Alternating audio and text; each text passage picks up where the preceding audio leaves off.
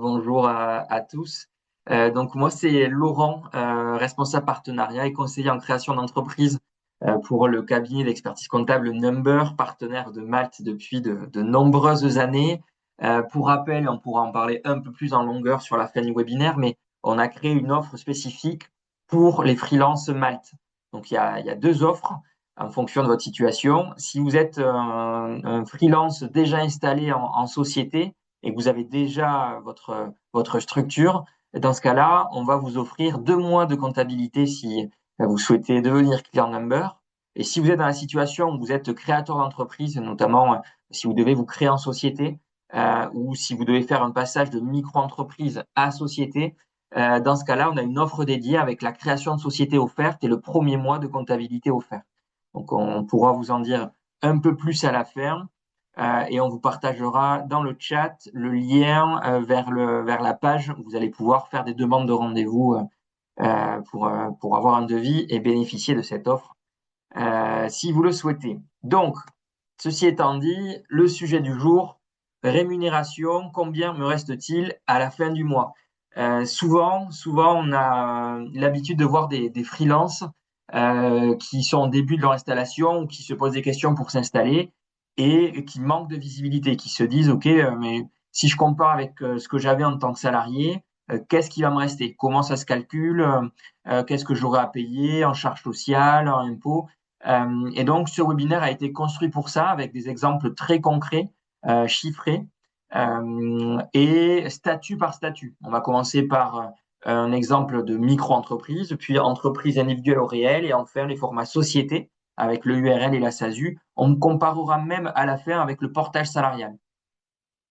Donc voilà, l'idée c'est ça. À la fin du webinaire, il faut que vous ayez une vision claire de comment on calcule ce qui nous reste à la fin du mois, qu'est-ce qu'on aura à payer, voilà, pour avoir une idée de son net après impôt qu'on pourrait comparer au net après impôt qu'on touchait en tant que salarié. Donc, comme le disait Mehdi en intro, c'est un webinaire, donc c'est fait pour être interactif. N'hésitez pas à utiliser les questions-réponses, le Q et le Q&R pour nous solliciter.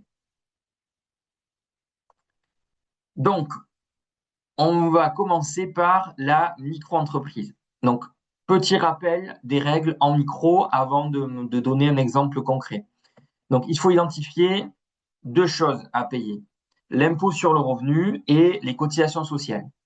Donc, on va commencer par les cotisations sociales. Donc, en micro-entreprise, vous êtes travailleur non salarié, vous payez des cotisations sociales auprès de la sécurité sociale des indépendants avec des taux de cotisation qui sont plutôt réduits. Les taux vont dépendre de la nature de l'activité exercée, mais pour des freelances qui font du consulting, voilà, de la prestation de services intellectuels, le taux de cotisation que vous devez avoir en tête, c'est le taux de 26,1%. Donc, vous aurez tous les mois ou tous les trimestres à la suite de votre déclaration ces cotisations sociales à payer. Ensuite, sur le plan fiscal, en termes d'impôt, vous aurez de l'impôt sur le revenu à régler. Deux possibilités concernant l'impôt sur le revenu. Vous pouvez opter, sous réserve de conditions, au prélèvement libératoire. Le prélèvement libératoire, c'est un taux d'impôt qui est fixe, qui est décorrélé des autres revenus du foyer fiscal et qui s'applique au chiffre d'affaires de la micro-entreprise. Donc, très concrètement, une fois que vous avez payé votre prélèvement libératoire sur vos revenus micro-entrepreneurs, vous n'avez plus d'impôt sur le revenu à payer sur les revenus micro-entreprises. Donc, ça peut être hyper intéressant. On voit les taux, 2,2% pour les activités de prestat de service, 1,7% pour les activités artisanales, 1% pour les activités d'achat-revente. Et donc, je le disais, c'est sous réserve de conditions. Pour pouvoir bénéficier du prélèvement libératoire, il faut respecter un critère qui est de ne pas dépasser un revenu fiscal de référence N-2. Donc, N-2, c'est 2 années antérieures par rapport à l'année où on se trouve. Donc, revenu fiscal N-2 qui doit être inférieur à peu près 28 000 euros par part fiscale. Donc là, ça se complexifie. Mais en gros, vous êtes célibataire, c'est ce seuil-là. Vous êtes marié sans enfant. Sur le foyer, vous êtes deux. Donc, il faut multiplier par deux le seuil de 28 000, voilà, pour avoir le seuil à respecter pour pouvoir bénéficier du prélèvement libératoire. Donc voilà, faire attention.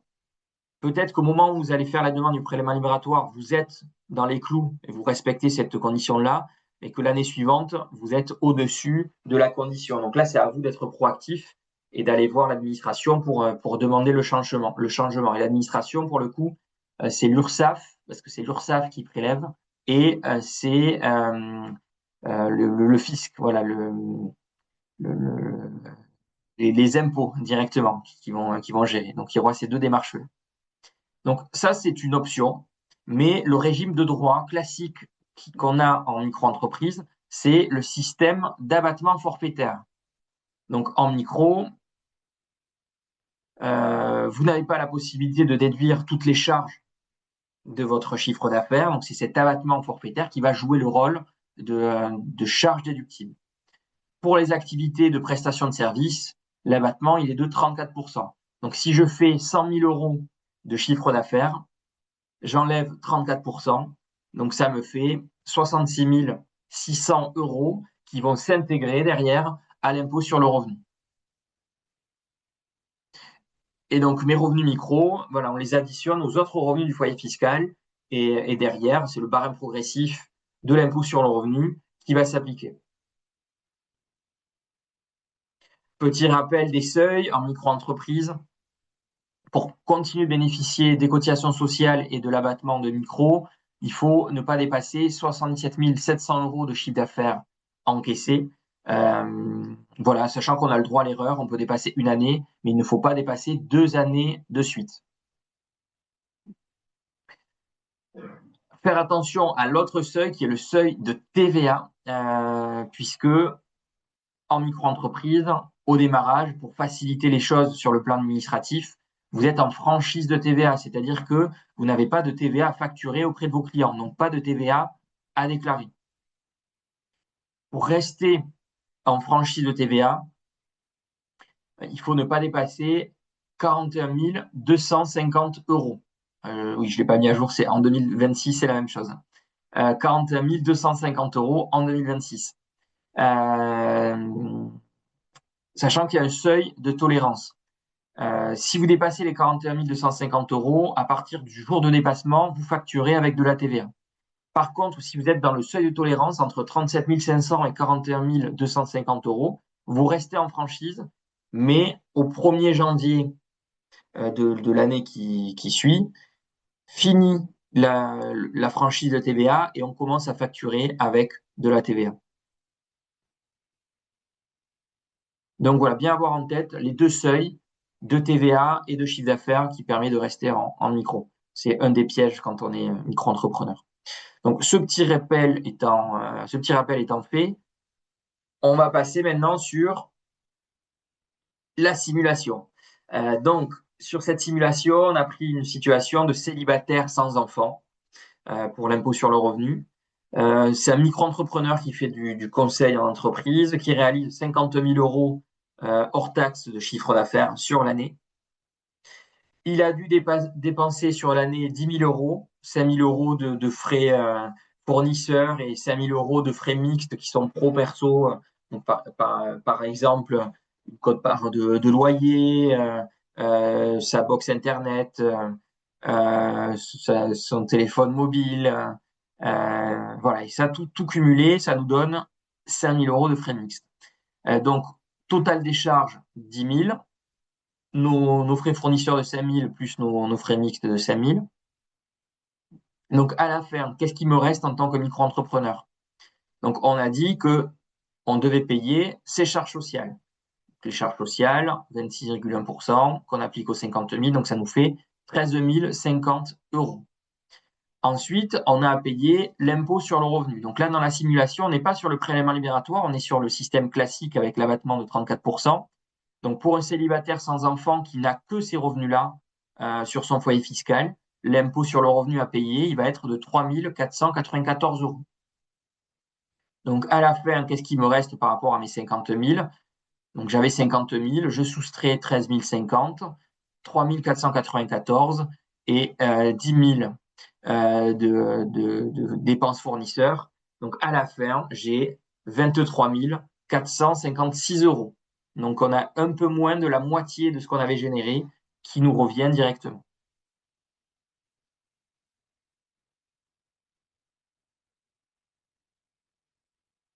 Donc, voilà pour la micro-entreprise. C'est le format le plus simple. Donc, normalement, voilà, on l'a vu dans les calculs, c'est assez facile de retomber sur nos pattes en termes de revenus disponibles à la fin, puisque voilà, on a juste ses charges sociales, son impôt sur le revenu avec l'abattement. C'est assez simple. Donc maintenant, on va passer à l'entreprise individuelle au réel, qui est le format dans lequel on bascule si on dépasse les seuils 2 années de suite de micro. Après, on n'est pas obligé forcément de dépasser les seuils de micro pour être au régime réel. On peut aussi directement commencer au régime réel sur ce format-là. C'est notamment une obligation pour certaines typologies d'activités. Par exemple, les artistes-auteurs, ils n'ont pas la possibilité, eux, d'être en format société sous une personne morale. Donc, ils sont obligatoirement en personne physique. Donc, soit ils vont choisir le régime micro, soit ils vont choisir le régime réel. Donc voilà, peut-être pour expliciter un peu plus, on va faire un rappel sur ce qu'est une entreprise individuelle. Donc juridiquement, je le disais, on est en personne physique, il y a une distinction de patrimoine pro-perso. Depuis maintenant 3 ans, ce n'était pas le cas avant. Euh, mais on n'a pas de statut. Voilà, on n'est pas comme sur un format sociétaire où là, on a des statuts qui régissent le fonctionnement de notre entreprise. Là, on est en personne physique. Alors sur la distinction de patrimoine pro-perso, sur le papier c'est le cas, mais il y a certaines zones un peu grises d'ambiguïté. Euh, Petit exemple, si j'utilise mon véhicule personnel pour des déplacements professionnels en entreprise individuelle, ça pourrait être perçu comme un bien professionnel saisissable en cas de dette vis-à-vis de tiers. Ce qui n'est pas le cas si on est sur un format société comme le URL ou la SASU, où là il y a une séparation claire de patrimoine. Si le véhicule appartient au chef d'entreprise, il n'est pas saisissable. Ok, donc sur l'aspect juridique, on l'a vu. Sur l'aspect social, on est travailleur non salarié, on va être rattaché comme en micro à la sécurité sociale des indépendants. Mais ici, on a un taux de cotisation qui est de 45% à peu près. Euh, et ce 45%, il va s'appliquer sur le bénéfice. Le bénéfice, par rapport à ce qu'on avait en micro, ça correspond à ce qui nous reste une fois qu'on déduit ses charges de son chiffre d'affaires. En micro-entreprise, on avait l'abattement forfaitaire de 34%. Ici, on est en entreprise individuelle au réel. Donc, comme son nom l'indique, au réel, on déduit toutes les dépenses professionnelles en fonction de leur valeur réelle. Donc, chiffre d'affaires moins les charges, ça nous donne un bénéfice. Et ce bénéfice-là, il va être la base du paiement de ces cotisations sociales. Également, le bénéfice va être la base du paiement de son impôt sur le revenu. Donc, mon bénéfice, je le déclare sur mon impôt sur le revenu, il s'additionne à mes autres revenus du foyer fiscal et, et derrière, il va subir le barème progressif de l'impôt sur le revenu.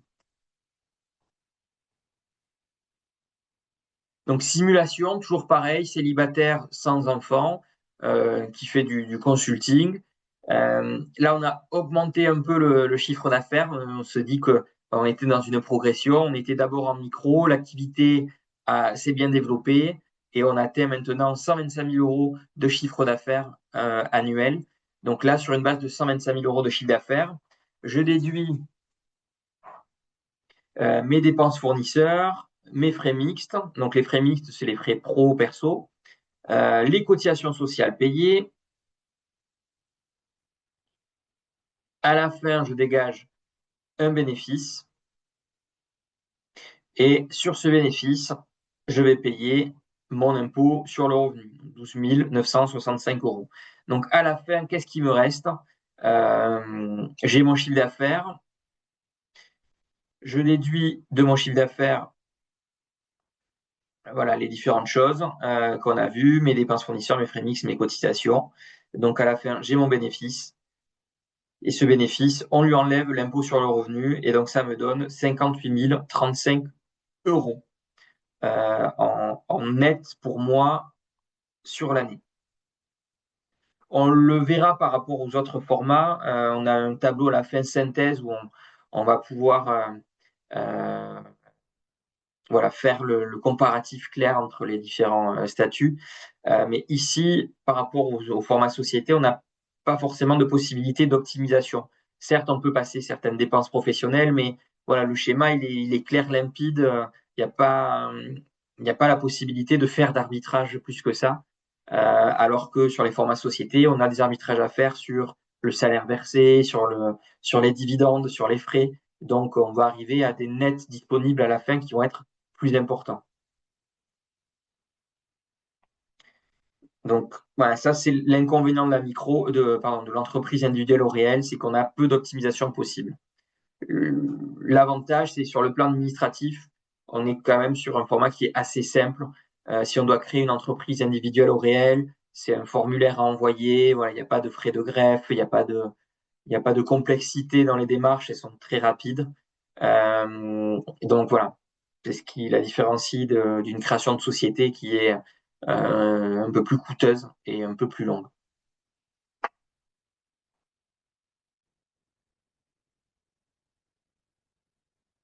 Donc on avance,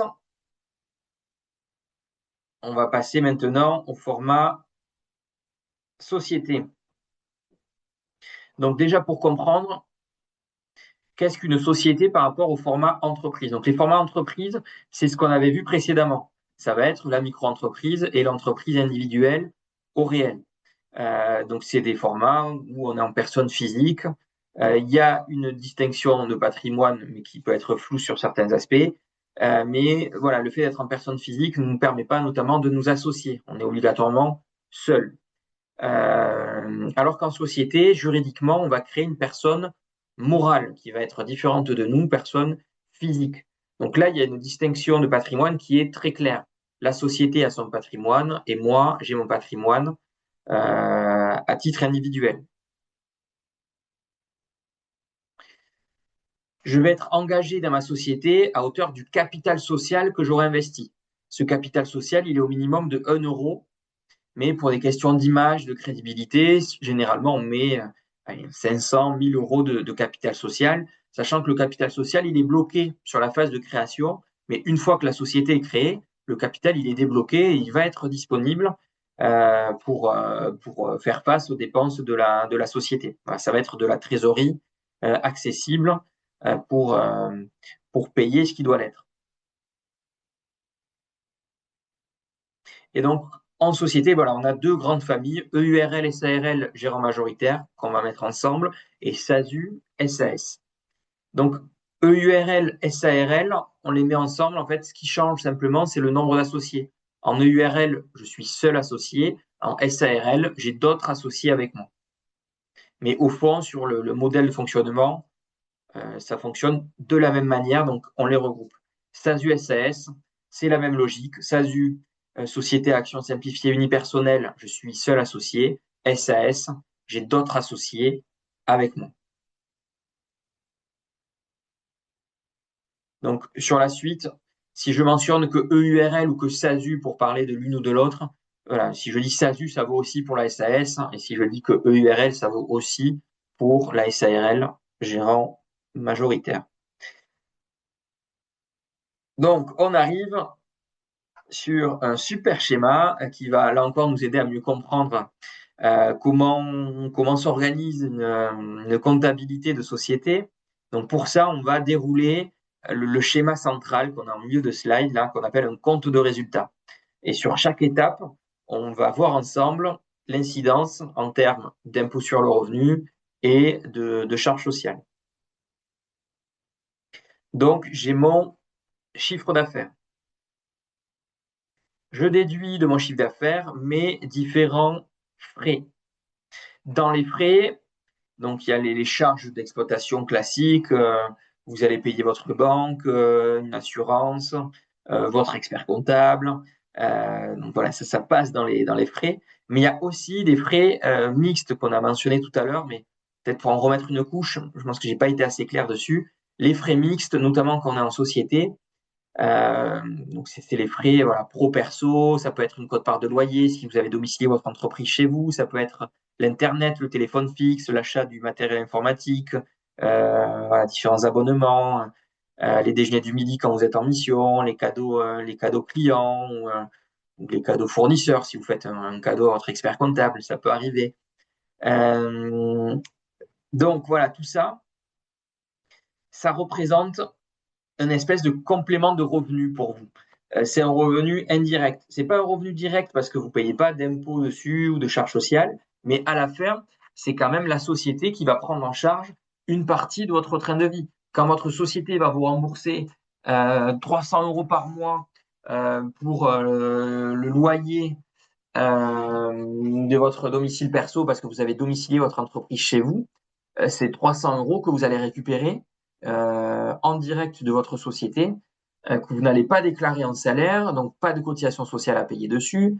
Euh, et donc ça représente clairement un revenu qu'on va qualifier de revenu indirect. Donc dans le calcul de ce qui nous reste à la fin en net, on va prendre les différents frais que votre société va payer pour vous.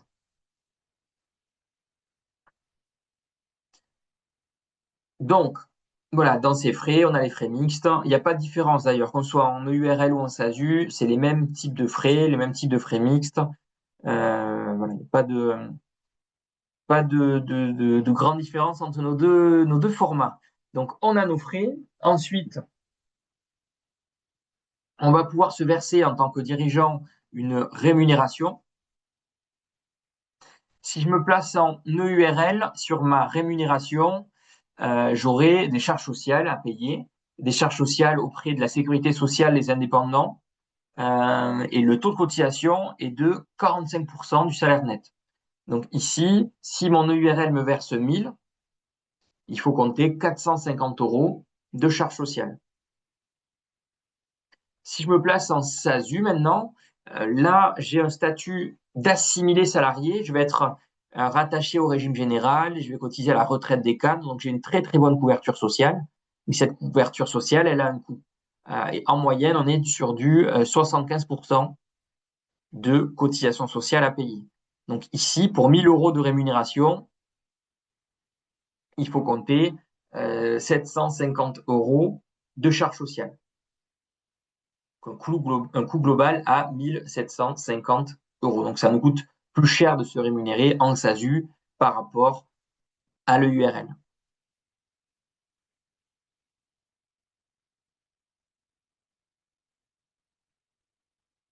Donc, si je reviens sur mon schéma, j'ai mon chiffre d'affaires, je déduis de mon chiffre d'affaires mes frais, ma rémunération et les cotisations sociales payées sur la base de ma rémunération. À la fin, je dégage un résultat. Sur ce résultat, je vais payer de l'impôt sur les sociétés. L'impôt société, c'est un impôt qui est progressif avec deux tranches. Une tranche à 15% jusqu'à 42 500 euros d'impôt, de résultat, pardon, et une tranche au-delà des 15% que j'aurai à payer à 25%. Donc, voilà, il faut comprendre ici la progressivité. C'est pas parce qu'on dépasse de 1 euro le seuil majoré de 42 500 que tout va être à 25%. Non, les 42 500 premiers, ils sont à 15% et tout ce qui va dépasser sera à 25%. Donc, je paie mon impôt sur les sociétés. À la fin, je dégage un bénéfice net. Ce bénéfice net, je vais devoir arbitrer. Soit je le laisse dans ma société, je le place en réserve, soit je le prends en partie ou en totalité pour moi, en tant qu'associé, sous forme de dividendes. Les dividendes, comment ça se passe? Fiscalement, pas de différence qu'on soit en EURL ou en SASU. On a un taux d'imposition fixe à 12,8% qui va s'appliquer. Donc, fixe parce que décorrélé des autres revenus du foyer fiscal. Ça signifie que même si vous atteignez des tranches marginales d'imposition à 41%, sur les dividendes versés, votre taux d'impôt sur le revenu, il va être à 12,8%. Donc, il y a des gains d'impôt sur le revenu pour certains qui peuvent être assez importants en se versant des dividendes et en bénéficiant de ces taux de cotisation sociale. Pardon, ces taux d'imposition. Donc ça, c'est sur l'aspect fiscal. Sur l'aspect social, en EURL, les dividendes sont considérés comme une forme de rémunération et on vous fait payer dessus 45% de cotisation sociale, comme du salaire. Donc, sur mes dividendes en EURL, j'ai 12,8 d'impôt sur le revenu plus 45% de cotisation sociale.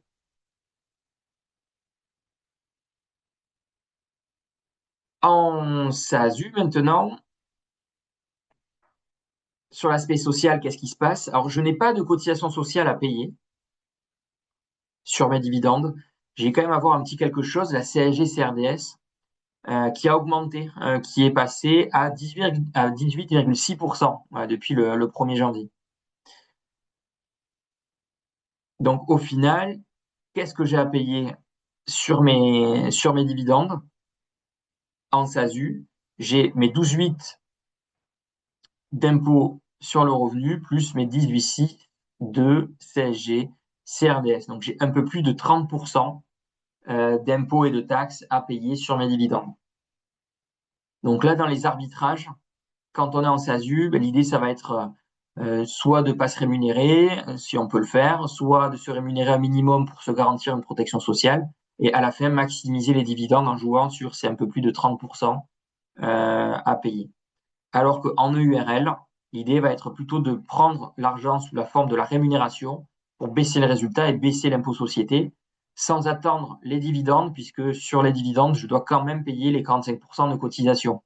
Et donc, autant prendre l'argent un peu plus haut pour baisser son résultat et baisser son impôt. Donc, maintenant qu'on a vu ça de façon théorique, on va poser quelques chiffres.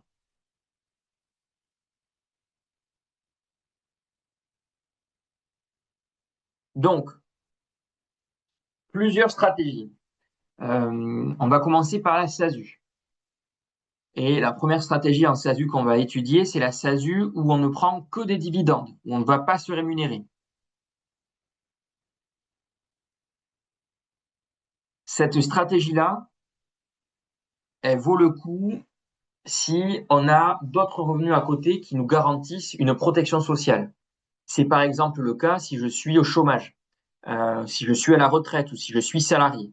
Dans ces trois cas de figure-là, mes revenus de retraité, de chômeur ou de salarié me garantissent une protection sociale. Donc, ça me sert à rien de me rémunérer en SASU puisque j'ai déjà ma protection sociale. Donc, l'idée là dans la stratégie, ça va être 0 € de rémunération pour tout prendre à la fin sous forme de dividende.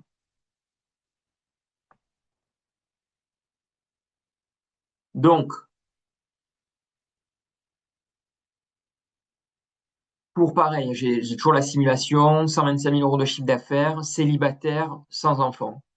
Donc là, j'ai 125 000 € de CA, j'ai 10 000 € de dépenses fournisseurs et j'ai 5 000 € de frais mixtes. Donc les frais mixtes, les frais pro-perso, voilà, qu'on va identifier comme un revenu indirect.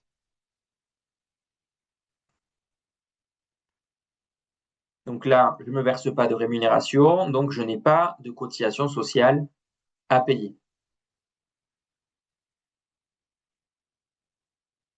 Donc à la fin, j'ai 110 000 € de résultats avant l'impôt sur les sociétés.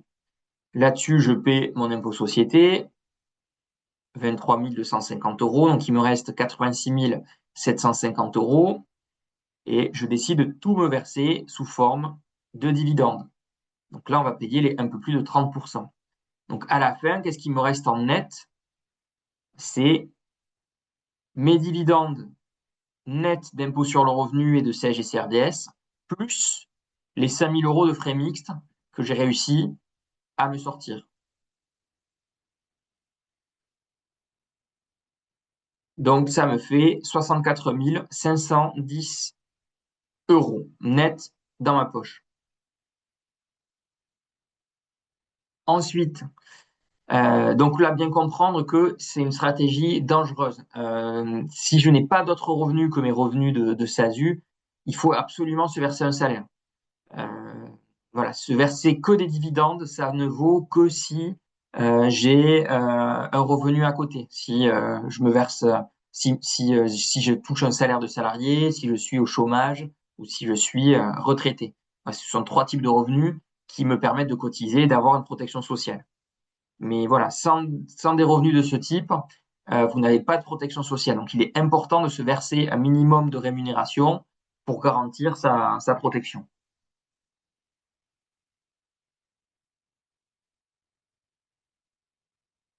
Donc, autre simulation, je suis en SASU et là, je me verse du salaire.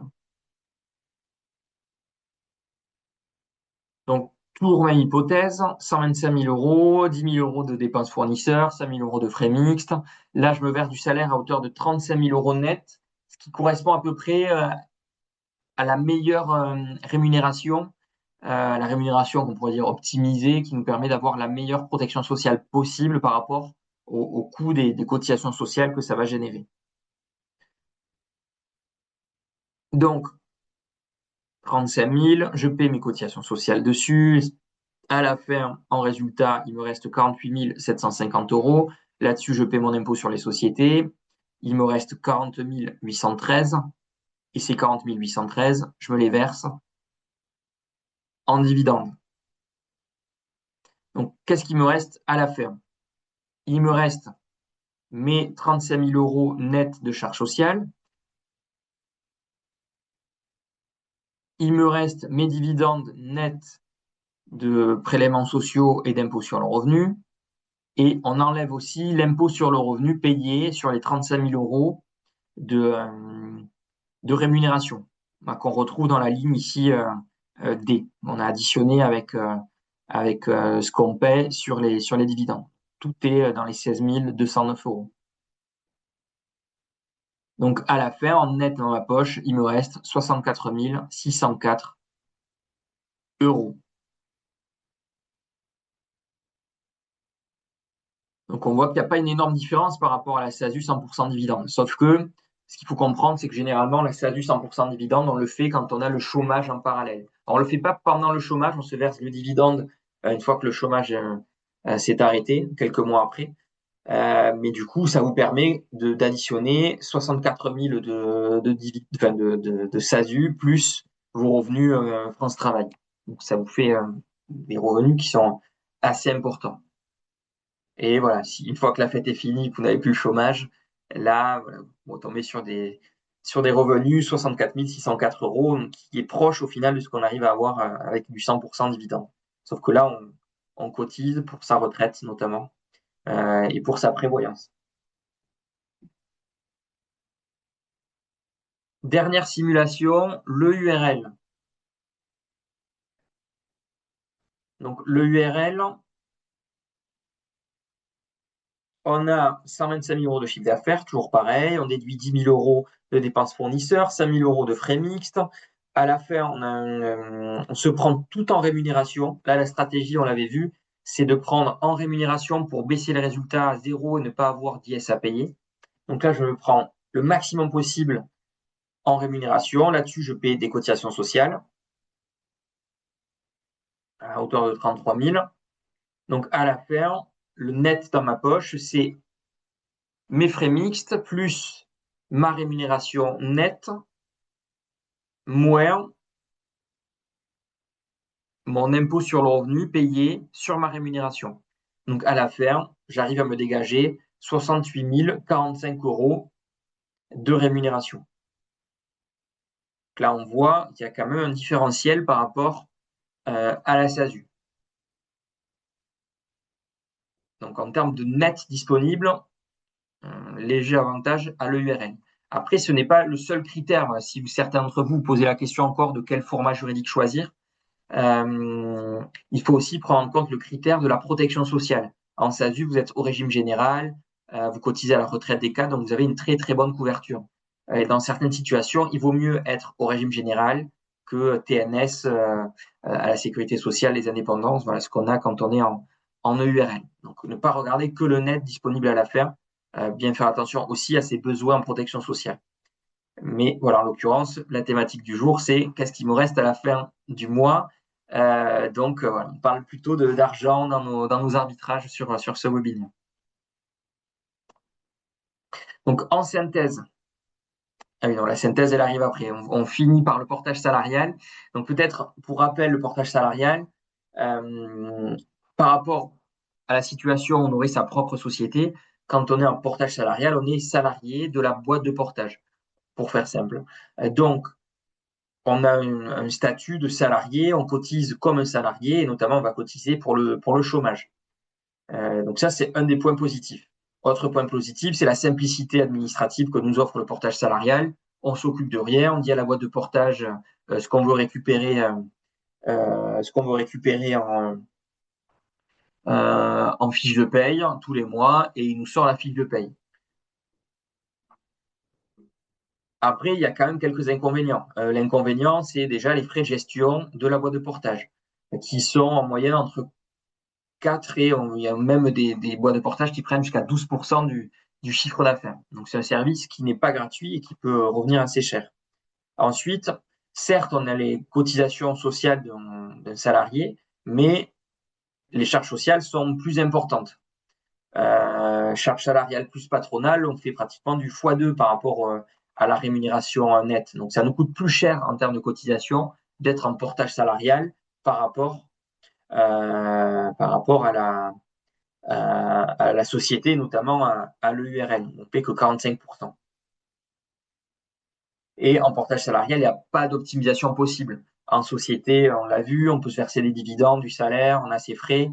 En portage salarial, pas grand-chose à faire. Voilà, on décide du montant sur la fiche de paye, on nous verse et tout ce qui est déclaré sur la fiche de paye remonte à notre impôt sur le revenu et subit le barème progressif.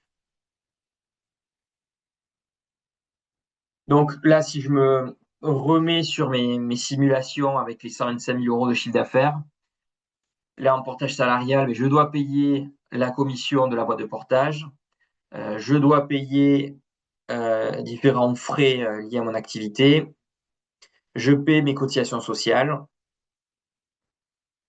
donc j'ai un résultat, enfin j'ai un salaire avant impôt sur le revenu.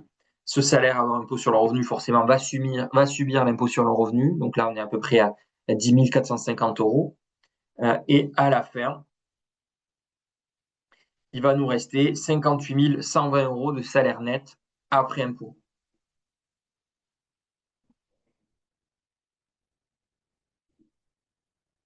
Donc, si on compare tout maintenant et qu'on souhaite répondre à notre question, qu'est-ce qui me reste à la fin du mois, on se rend compte que les formats sociétés nous permettent de dégager plus de revenus nets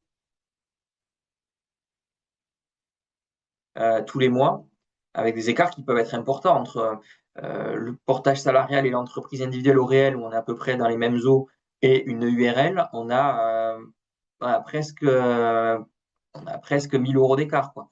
On a 800 euros d'écart, ce qui est pas anodin mensuellement.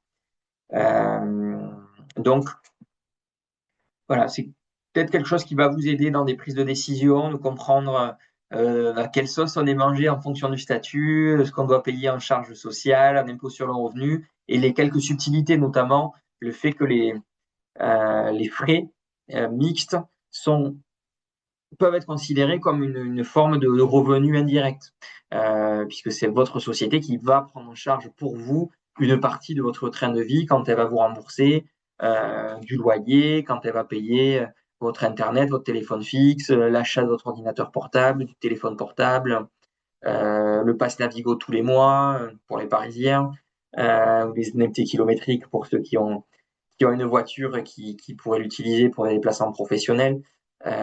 Donc, voilà, tout ça, bout à bout, ça permet des optimisations Et les optimisations, voilà, ça fait la différence à la fin sur les nets que vous allez pouvoir récupérer de votre société.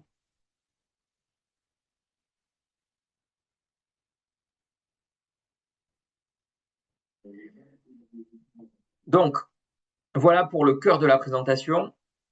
Je vais rapidement maintenant vous présenter Number.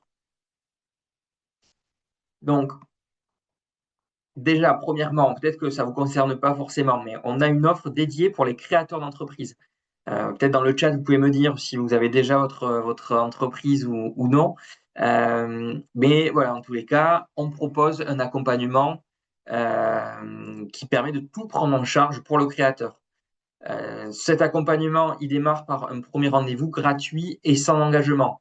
Donc, si vous êtes freelance Malte et que vous posez des questions sur le format à adopter, ou si vous êtes par exemple en micro-entreprise et que vous posez la question de basculer sur un autre format, on peut vous recevoir sur un rendez-vous gratuit sans engagement où on va voir ensemble les différentes options possibles et faire et avoir une discussion et faire des simulations en fonction de votre situation personnelle. Donc, on prendra en compte votre impôt sur le revenu, votre besoin en protection sociale, votre chiffre d'affaires, voilà, pour optimiser les choses. Donc, il y a ce premier rendez-vous. À la suite de ce rendez-vous, si vous nous faites confiance pour le faire, on pourra mener à bien toutes les étapes de création de votre société. Donc, dans la première étape, ça va être le choix du régime fiscal social, la rédaction des statuts, puis ensuite le dépôt de capital social avec la constitution du dossier de création qu'on va envoyer à l'administration, qu'on va suivre jusqu'à réception du CABIS. Donc, pour toutes ces étapes-là, nous, Number, on ne prendra pas d'honoraires d'accompagnement juridique euh, pour tout ce qu'on va réaliser pour vous sur la phase de création.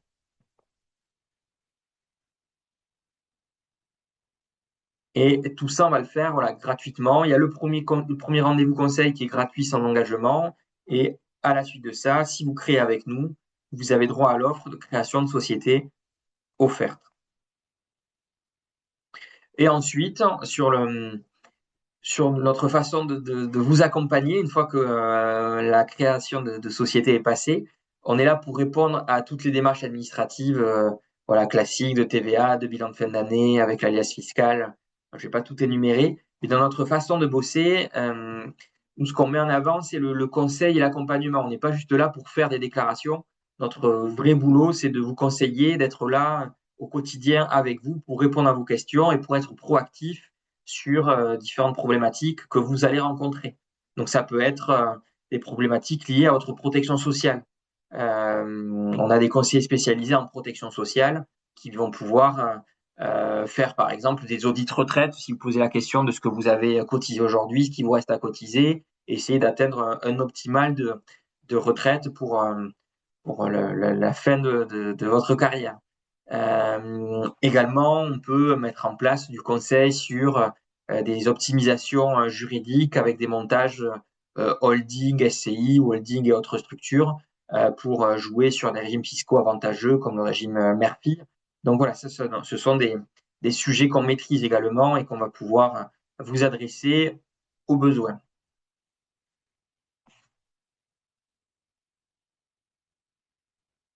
Et donc cette façon de vous conseiller au quotidien, elle va être faite en proximité. On a des bureaux un peu partout en France, dans les grosses métropoles françaises. Alors là, je vois que ma carte n'est pas forcément à jour, puisqu'entre-temps, on a créé un nouveau bureau à Grenoble depuis 2 mois. On est également présent à Strasbourg, à Rennes, à Toulon, à Aix. Donc voilà, l'idée, c'est qu'on va vous recevoir dans nos bureaux. Ne serait-ce que pour le premier rendez-vous conseil gratuit sans engagement, voilà, il peut se faire en présentiel sur nos différents sites, ou bien sûr par visio, voilà, en fonction de ce que vous souhaitez. Mais voilà, on met l'humain, on met le présentiel au cœur de notre accompagnement. L'idée, c'est que vous avez un interlocuteur dédié qui est disponible par mail, par téléphone, en visio et en présentiel dans les bureaux, qui est là pour répondre à vos questions, pour vous conseiller au quotidien et qui connaît votre activité. C'est aussi ça le point fort, c'est que euh, vous allez créer une relation de confiance avec votre conseiller. Il va connaître votre entreprise, vos problématiques. Donc, vous n'aurez pas à redonner du contexte sans arrêt si vous avez une problématique en cours, ce qui fait gagner pas mal de temps et ce qui génère pas mal de confiance aussi dans la relation que vous avez avec votre cabinet d'expertise comptable. Donc, dans notre façon de bosser, il y a cet aspect humain et il y a un aspect digitalisé. Grâce aux applications de gestion de notre partenaire Time, on vous met à disposition des applications Time, application de facturation qui est labellisée facturation électronique, un gros enjeu là sur 2026. Également un outil bancaire de compte professionnel sur Time. Donc voilà, vous avez tout qui est digitalisé via Time et vous avez l'accompagnement humain pour la partie expertise comptable. Et donc pour conclure, Malte a négocié une offre pour vous.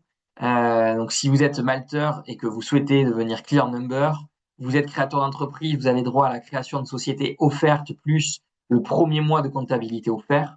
Et si vous avez déjà une société et que vous souhaitez changer de cabinet d'expertise comptable, ou si vous n'avez pas de cabinet et que vous en cherchez un, on va vous offrir les 2 premiers mois de comptabilité. Donc, pour bénéficier de cette offre, vous allez pouvoir passer par le lien number.co number-malt que je vais pouvoir vous partager dans le chat.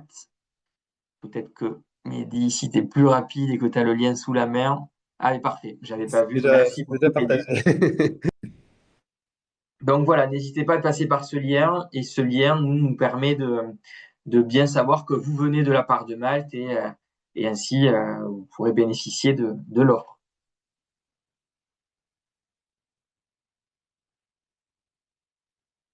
Donc, voilà pour ma partie. Il nous reste pas mal de temps pour le question-réponse.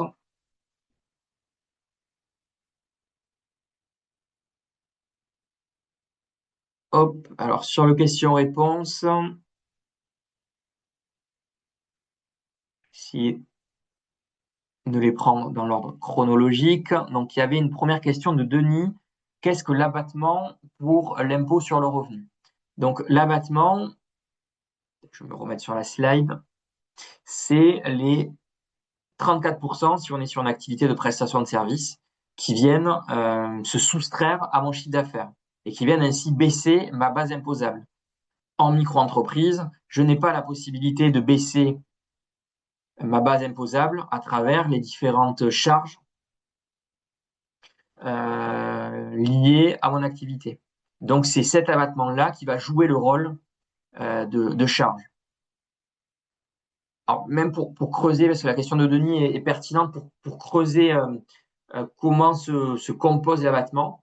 En fait, dans l'abattement à l'impôt sur le revenu, dans les 34%, on peut dire qu'il y a 26,1% des 34% qui viennent neutraliser l'impact de mes charges sociales. Pour pas payer de l'impôt sur le revenu sur des charges sociales, voilà, dans les 34% d'abattement qu'on vient soustraire au chiffre d'affaires, dans ces 34%, on peut dire que 26,1% des 34% correspondent à l'abattement pour mes charges sociales payées. Donc, ce qui va rester, les à peu près 8%, qui correspondent à l'abattement pour les frais liés à mon activité. Donc, par exemple, mes frais de déplacement, l'achat du matériel, les différents abonnements dont j'ai besoin. Donc, si vous posez la question, est-ce que je suis bien en micro ou pas, vous pouvez comparer les 8% du chiffre d'affaires avec la valeur réelle de toutes vos dépenses professionnelles. Et si les dépenses professionnelles sont supérieures à l'équivalent de 8% du chiffre d'affaires, c'est que voilà, fiscalement, ça peut être plus intéressant pour vous d'être sur un format de société ou d'entreprise individuelle au réel. Plutôt société, on l'a vu avec les simulations, la société nous permettra d'un petit peu plus optimiser les choses par la suite.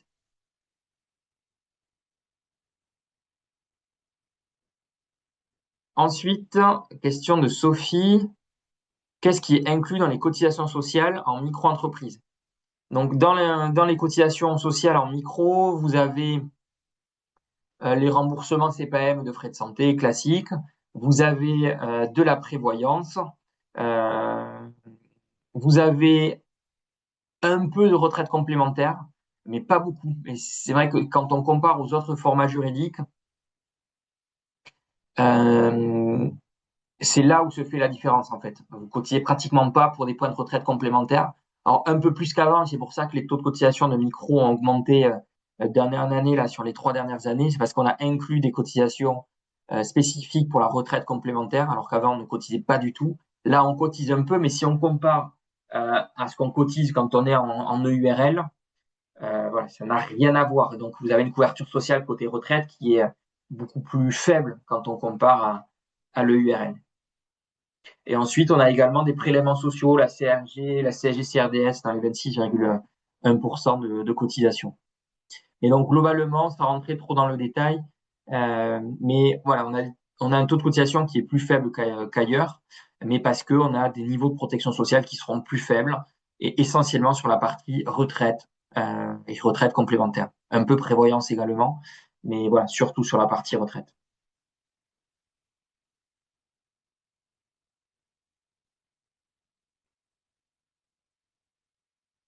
Ensuite, question de Ahmed. Alors, même si j'ai peut-être répondu à cette question-là par la suite, notamment quand on a défini les sociétés. Et donc, dans les frais, notamment les frais mixtes, je vous redonne une liste qui est non exhaustive d'ailleurs. On a prévu un webinaire courant d'année avec Malte sur la thématique des frais déductibles. Donc, voilà, n'hésitez pas à vous inscrire quand vous verrez passer l'information. Mais donc sur les frais déductibles, en frais mixtes, on va retrouver une quote-part de loyer si vous avez domicilié votre entreprise à votre domicile perso, l'internet, le téléphone fixe, l'achat du téléphone mobile, de l'ordinateur portable, vos frais de déplacement. Ça peut être le pass Navigo, le pass de transport public. Ça peut être aussi des indemnités kilométriques. Si vous utilisez votre véhicule personnel pour des déplacements professionnels, ça peut être des cadeaux clients. Euh, Ça peut être des déjeuners du midi quand vous êtes en mission. Ça peut être des repas avec des prospects ou des clients. Euh, il y a également ce qu'on appelle les CESU préfinancés, des chèques emploi-service universels qui permettent de payer voilà, tout ce qui est aide à la personne. Votre société va pouvoir vous en acheter et ensuite vous allez faire euh, ce que vous souhaitez de ces CESU préfinancés voilà, payés par votre société. Et donc voilà, tout ça mis bout à bout, ça représente une forme de rémunération, ce que j'ai pu vous évoquer déjà et expliciter sur les simulations. Et donc c'est pour ça on les additionne dans le revenu net généré.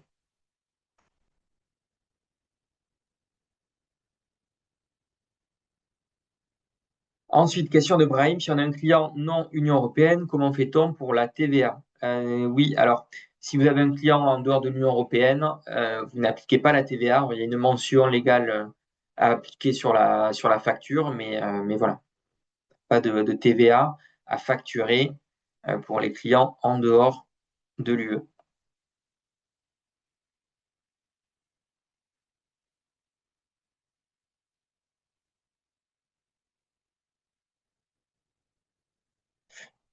Ensuite, alors, il faut voir le calcul, on me challenge sur le A plus B moins C. Euh, ah oui, ok. Oui, c'est parce qu'on ajoute, à mon avis, ça doit être ça. Brahim répond pour moi, ça doit être lié aux 5 000 € de frais mixtes qu'on a ajouté peut-être. Et donc oui, peut-être que dans le tableau, on le met moins alors que faut l'additionner. Peut-être ça. Après, si c'était sur l'entreprise individuelle, c'est ça. Si c'est sur le format société, quand vous faites l'addition, en fait, il y a une partie du calcul que vous ne maîtrisez pas, qui est la simulation d'impôt sur le revenu sur le salaire. Voilà, où là, on a additionné l'impôt sur le revenu sur le salaire, plus l'impôt sur le revenu et les cotisations sociales et prélèvements sociaux sur les dividendes. Euh, donc voilà, vous n'avez pas forcément la maîtrise sur tout le calcul quand on est sur les formats société. Question de Frédéric, versement de dividendes en SASU et bascule en EURL pour se rémunérer. Ça peut être une option. Ça peut être une option. Et c'est généralement nous ce qu'on voit. On est au chômage, on débute en SASU. Une fois que le chômage s'arrête, on se verse quelques mois après l'argent généré sous forme de dividendes. Et une fois qu'on s'est versé les dividendes quand on était en format SASU, on bascule en EURL et là on rentre dans un format de rémunération. Et ça nous permet d'optimiser les choses, voilà, ce qu'on a pu entrevoir sur la simulation que j'ai pu vous présenter.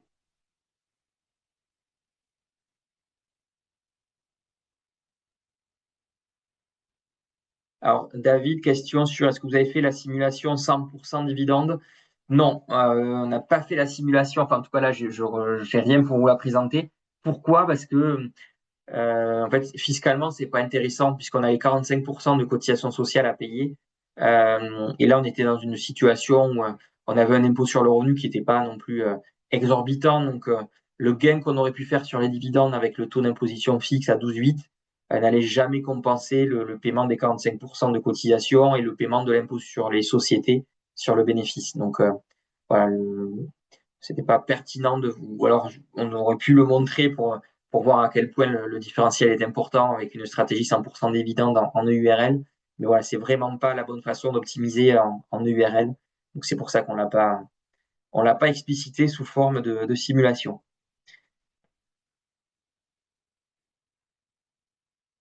Quelle question de Béatrice. Pouvez-vous revenir sur le calcul de l'IR plus prélèvements sociaux, s'il vous plaît?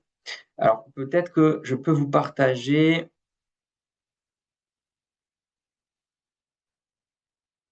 Hop, si je partage mon écran avec hop, les seuils de l'impôt sur le revenu. Comme ça, vous allez peut-être mieux comprendre le calcul de l'impôt sur le revenu.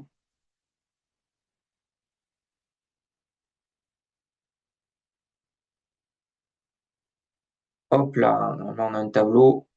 OK, donc voilà comment est calculé l'impôt sur le revenu. Donc là, c'est pour un célibataire sans enfant.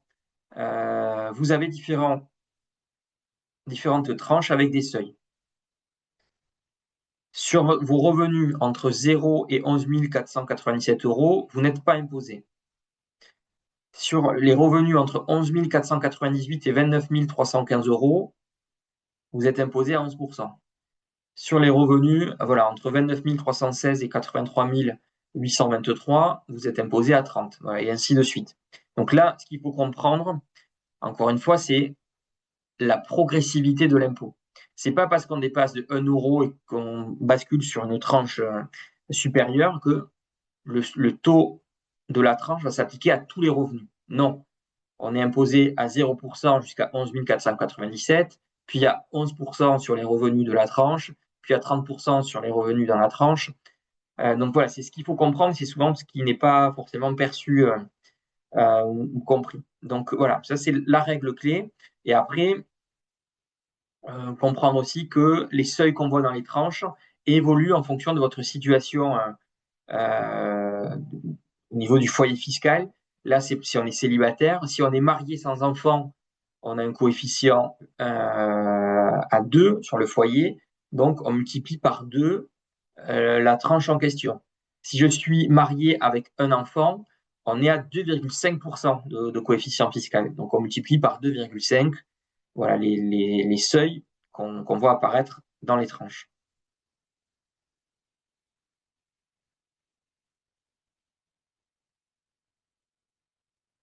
Donc, maintenant qu'on a dit ça, dans notre calcul, hop, si je me remets peut-être ici,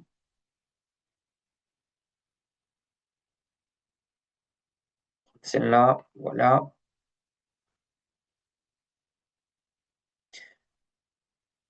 Hop, dans notre calcul ici, euh, hop, j'ai du mal. Dans la ligne IR et prélèvements sociaux, donc on a l'impôt sur le revenu sur le salaire qui est calculé avec ce modèle-là de tranche de l'impôt sur le revenu.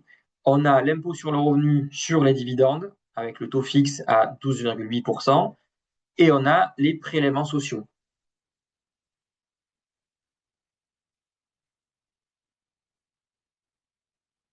Donc voilà, c'est comme ça qu'est calculé l'impôt sur le revenu global sur cette ligne-là.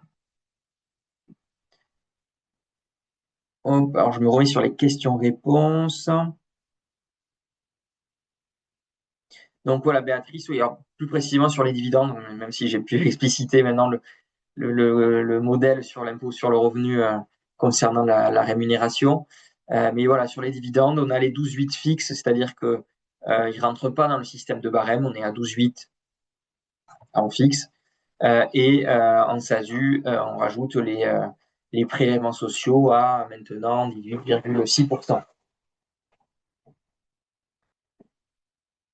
Et pour être très complet, c'est vrai que j'ai pas explicité, mais on a fiscalement la possibilité d'opter pour un régime avec un système d'abattement et le taux du barème qui s'applique. Donc l'abattement, il est de 40%. En fait, ça signifie que voilà, on prend 60% de vos dividendes et on les additionne aux autres revenus du foyer fiscal et ça joue sur le calcul du taux d'impôt sur le revenu. Voilà, ça vous fait passer les différentes tranches qu'on a pu évoquer voilà, sur mon partage d'écran précédent. Donc là, c'est vraiment un calcul à faire. Voilà, c'est pas pour de suite, c'est au moment du versement des dividendes, même de la déclaration d'impôt sur le revenu sur les dividendes versés que vous aurez arbitré sur la fiscalité entre l'abattement et le 12,8 fixe.